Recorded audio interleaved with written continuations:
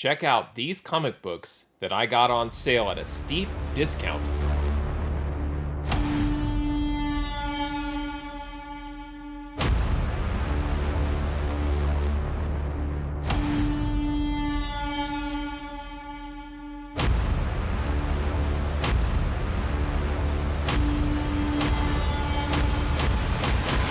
Hey there, today I have an unboxing video, and in this video I'm going to open up an order of comic books that I placed with Midtown Comics, and I waited for them to have a very significant sale. And what I love to do is wait for these online stores to put their books on sale, and I have my wish lists and my to buy lists and everything ready to go and just ready to strike when that moment hits, when these online stores have their back catalogs pile up and then they list their books at 40, 50, 60, even 75% off. So let's get to the unboxing. I'm going to show you the comics that I got. I'll show you what I paid for them, and I will compare those costs to current fair market values and the values of the books if I were to get them graded. All right, so here is the box that I received from Midtown. You can see that it has damages right here on the side, and then I'm going to turn this around and show you the other side where there's literally a hole in the box that I can well, you know, put my fingers in, I guess, all the way through. Anyway, so instead of having fun with the box, I'm going to go ahead and open this up, but it does look like an animal had its way with the box or something, or it got run over by a truck. I am hoping and praying that the really cool comic books that I picked up from Midtown are not damaged. Once again, Midtown, I beg you, please change how you package and ship comics. Let me go ahead and open this up.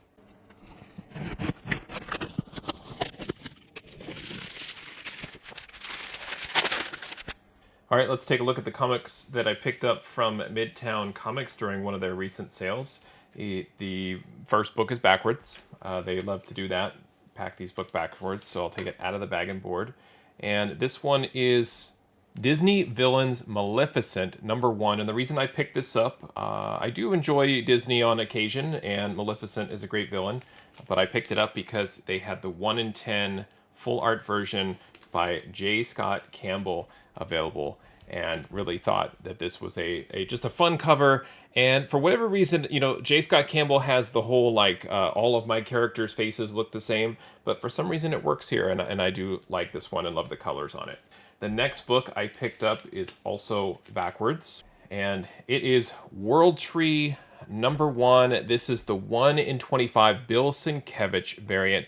World Tree seems to be available at your finest comic book stores, brick and mortar or online or otherwise.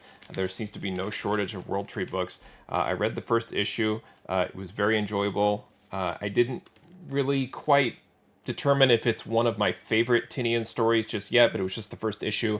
But it had me at the edge of my seat thinking I wanted to go ahead and collect this book regularly and absolutely read the second issue, and wanted to get additional copies of issue 1, especially incentives where I could find them. Next is Spider-Gwen #1. I went on a Spider-Gwen kick where I had researched a lot of Spider-Gwen ones, like the first issue of her various series, and there were a lot of variants and what happens with variants and store exclusives like this one from Midtown Comics is that people forget about it. What's interesting about this, and we'll look at the values, is there's not a lot of information on sales of this book, but it's another J. Scott Campbell black and white sketch edition, and maybe some people are turned off by the Midtown Comics logo, I don't know. But really thought this was a lovely cover, and maybe there aren't enough copies of this on the census, I don't really know, but took a chance on it as maybe one of the Spider-Gwen #1 variants that not a lot of people picked up. Next one is Something is Killing the Children. This is issue 25, and this is the Jenny Frison full art version. Frison has done many covers of Something is Killing the Children. A lot of them, the characters have masks, there's bloody versions, and I just thought that this was a really, really great emotional cover. I had just purchased this recently and thought it was great, and it ended up being a 9.8 candidate. And I think that when I picked up the book and looked at it, I realized just how much I liked it and wanted to get another copy. Speaking of getting another copy, this is Inferno #1. This is the Artgerm full art version. You could see the price right up here at $100. I did not pay $100 for this, and that's one of the main reasons I bought it. It's a very attractive book. Gosh darn it, Midtown, I'm already seeing some issue there. I hope it's just some fragment of plastic and not some sort of scratch on the cover. But at any rate, took a chance on this because I felt like the price I paid was more around fair market value than the $100 price tag that they had it listed for. Another one here that they sent in, I guess it's a protective holder, but it's rather flimsy, is World Tree #1. This is the 1 in 50, cover art by Zhu Orzu. She has amazing covers in her portfolio. I really liked this one and bought it because I liked it and read the story and also enjoyed it as well. Just would recommend picking it up if you're into James Tynion and his style. Here we have Star Wars The High Republic. This is volume 2, issue #1, and this also is a 1 in 50 with cover art by Jan Duursma. And as a Star Wars fan, anything High Republic, lots of character first appearances, pretty decent price after the discount, was just one of those that I had to buy. All right, right back to Something is Killing the Children. Midtown put the book in backwards. This is issue 21, and this is the full art version by Dan Mora. It's a 1 in 25. I have several of these. For whatever reason, I'm drawn to it. I like this issue. I like the cover, and it's plentiful. This is very easy to find.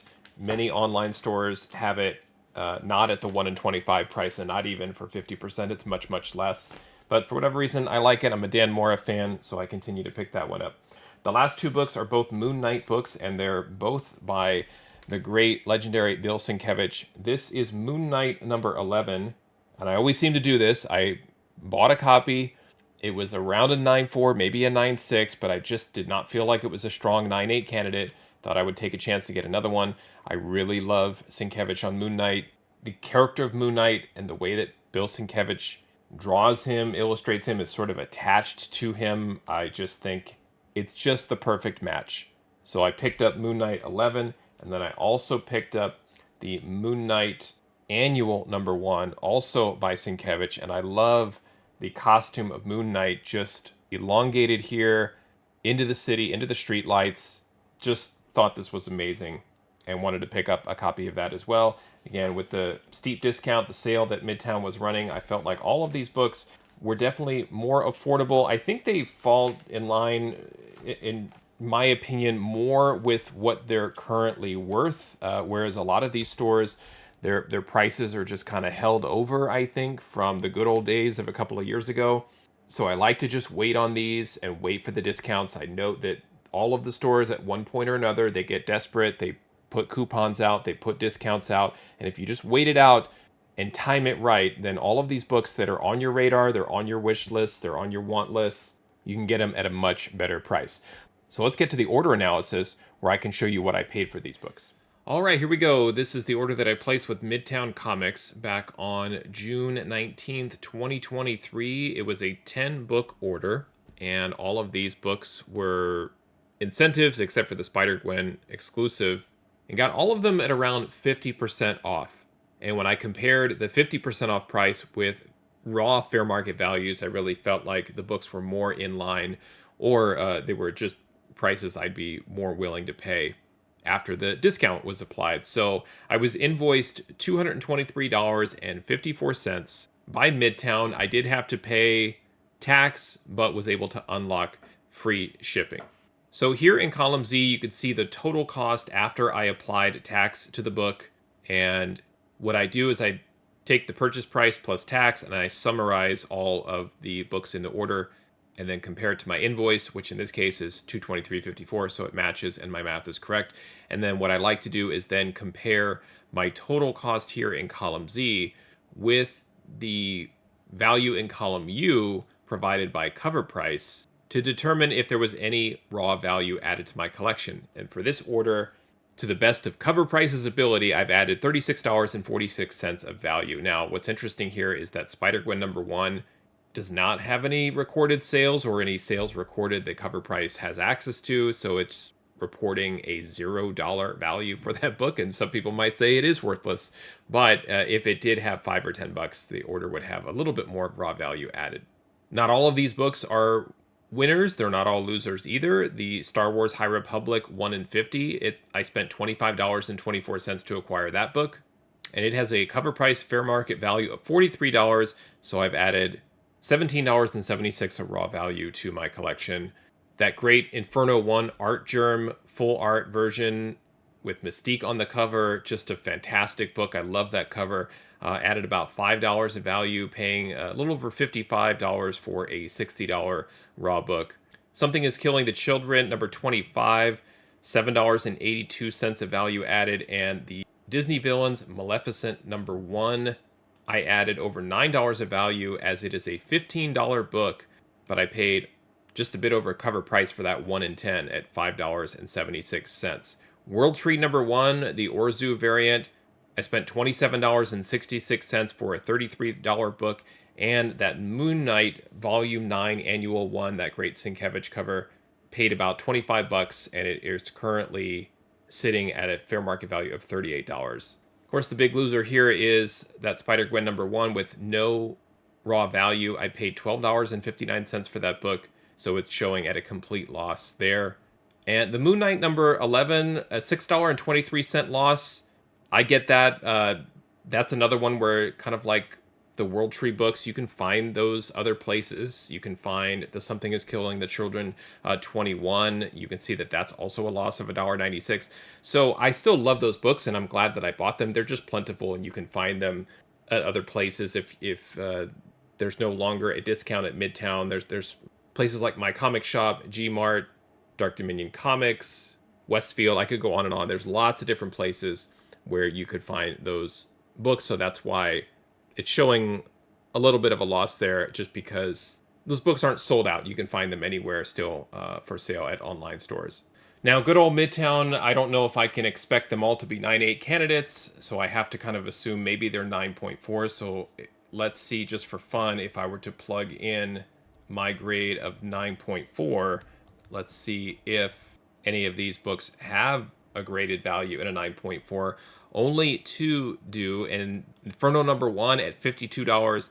And this is where it gets a little weird. Spider-Gwen number 1, the Midtown exclusive, $46. So while it has no raw value, in a 9.4, it's being reported at $46 of value.